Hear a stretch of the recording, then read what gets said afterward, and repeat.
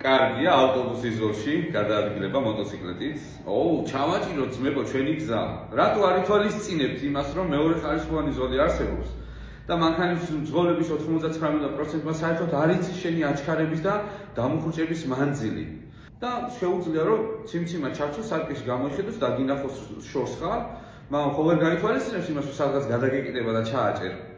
ამიტომ ჩართავ ციმციმას და მეორე ხარისხოვან ზოლში შეშლას დაიწყებს. ამ დროს შენ შეიძლება რომ დაეჯახო. აი ეს ის პრობლემაა, რომელიც დამწყები და არა მარტო დამწყები ბაიკერებს აქვს. უმრავლესობას всё ჩემი გზა და უნდა ჩავაჭირო და მე ვიდეოები იდება, რომ აი მანქანამ გადმომიჭრა.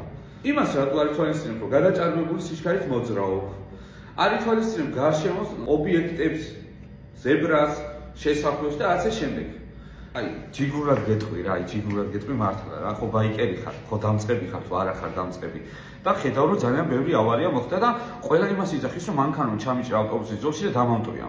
სულ რომ მანქანა მართალი იყოს, ის კუბიკში და რომ დაეჯახები, იმის დაზიანება არის ალბათ 100%-დან 10% და შენი დაზიანება 100%-დან არის 99%. ან მთელი ცხოვრების განმავლობაში ინვალიდი დარჩები, ან რკინებს ჩაგიწვომენ, ან ფეხში, ან ტანში, ან სადღაც. რა ვიცი, ან უბრალოდ აი ეს 4 ზანგი გამოგესხადება და გაგიტანენ. რა ვქნა, სიმართლე არის სიმართლე, ვისაც გინდათ გეწყინოთ.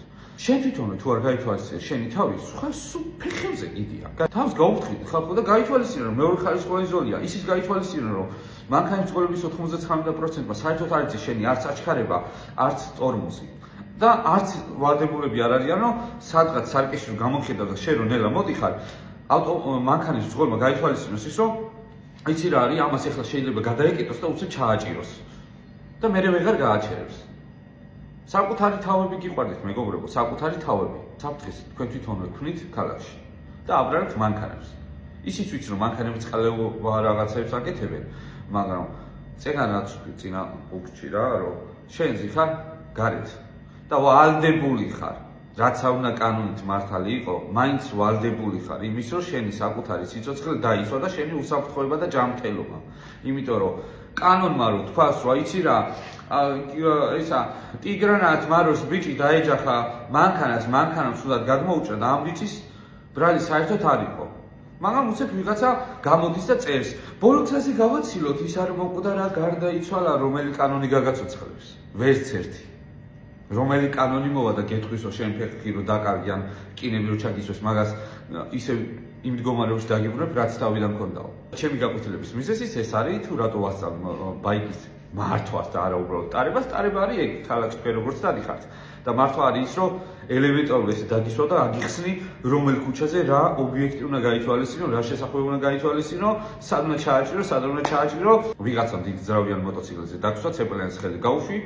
საკმაოდ ჩქარა წავიდა მოტოციკლეტი და თავისთავად მოტომ თვითონ დაიჭირა. ეს იმას ანიშნავს, რომ შენ მოტოციკლეტით გადაადგილება უკვე იცი. სამწუხარო ფაქტია, იმიტომ რომ სადღაც შენელება რომ მოგიწევს და მოტოციკლეტს ვერ დაიჭერ, რაც არ უნდა მძიმე იყოს. თუ ის გამოცდილება არ აქვს, რომ იცოდე როგორ უნდა დაიჭირო ბაიკი, გაიმტრევი. და ეს ყველაფერი რა დაგემართოთ. ამ კეთილს შევებს, იმიტომ ვიცლებთ, რომ სხვებს მაგარი ფეხებზე კიდიათ თქვენ რა მოგივათ. თავარია რომ მართვის მოწმობა აიღო და დაში ვაფშე არ აინტერესებთ. მართვის მოწმობა აიღო ჩვენი სახელით. მალადეც. მაგ მართვის მოწმობას ფეხმოჭრილი ბებიაჩემი ჩააბარებს.